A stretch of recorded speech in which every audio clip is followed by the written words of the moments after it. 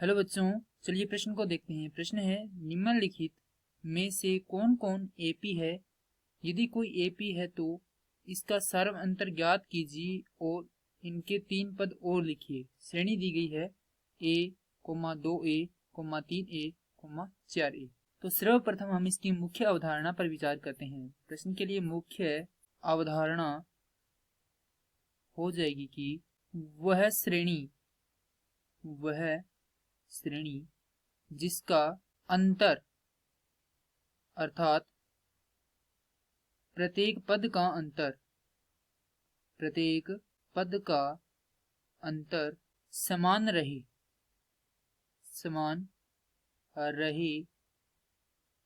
वह समांतर श्रेणी कहलाती है। वह समांतर श्रेणी कहलाती है तथा वह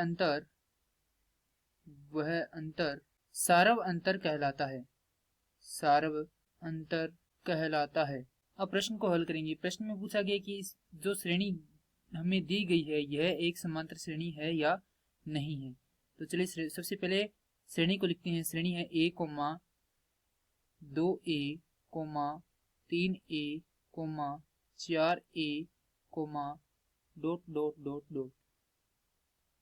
अर्थात यह अनंत तक चलती है। इसी प्रकार सर्वप्रथम यह देखते हैं कि समांतर श्रेणी होने के लिए क्या आवश्यक है। तो समांतर श्रेणी होने के लिए आवश्यक है कि उसके जो प्रत्येक पद है उनका अंतर क्या रहे, समान रहे, अर्थात जो उनका सारव अंतर है वह क्या रहे, बराबर रहे। तो सारव अंतर के लिए क्या होता है, डी होता है। डी बराबर an घटाव 1,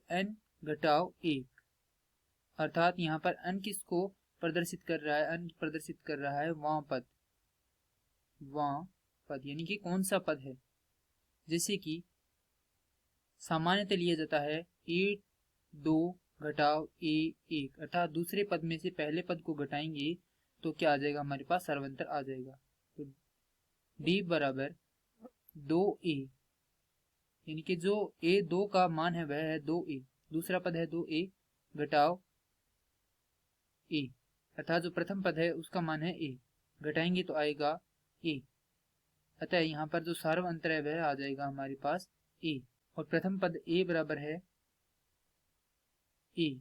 अब हम यहाँ पर सार्व अंतर की जांच करेंगे कि जो सार्व अंतर है वह सभी का a आ रहा है या नहीं आ रहा है। इसीलिए हम क्या करेंगे, यहाँ पे d बराबर करेंगे a3 घटाव a2, तो d बराबर आएगा यहाँ पर 3a घटाव 2a बराबर d बराबर आ जाएगा a, अर्थात यहाँ पर जो सार्व अंतर है वह क्या रह रहा है, सभी पदों के अंदर समान रह रहा है, अर्थात यह क्या है, एक समांतर श्रेणी है। तो इसका हमें क्या ज्ञात करना था, सार्व अंतर ज्ञात करना था। तो सार्व अंतर बराबर a, और ज्ञात करना है इसके 3 पद और लिखिए, अर्थात 4a के बाद आने वाले 3 पद लिखने हैं। तो यहाँ पे 4a कौन सा पद है, चौथा पद है। ये देखिए, ये a1 है, ये a2 है, ये a3 है, ये a4 है, और आगे वाला पद कौन सा आएगा, a5, उससे आगे वाला a6, उससे आगे वाला a7।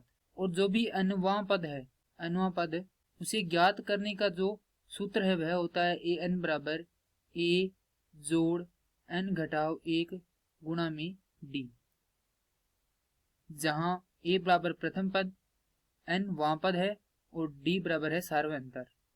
तो हमें कौन सा पद ज्ञात करना है, a5, अर्थात n बराबर कितना है, 5। a5 बराबर a का मान है a, अर्थात जो प्रथम पद है वह a है, जोड़ n का मान 5 है घटाव 1 गुणा में d का मान है a, तो जो 5वां पद है वह आ जाएगा a जोड़ 4a, अर्थात हल करने पर आ जाएगा 5a। तो यहाँ पर लिख देते हैं, आगे आने वाले 3 पद, पहला है 5a। अभी ज्ञात करते हैं इसका आगे वाला पद n बराबर 6 से। तो a6 बराबर a जोड़ 6 घटाव 1 गुणा a, तो a6 आ जाएगा a जोड़ 5a बराबर 6a।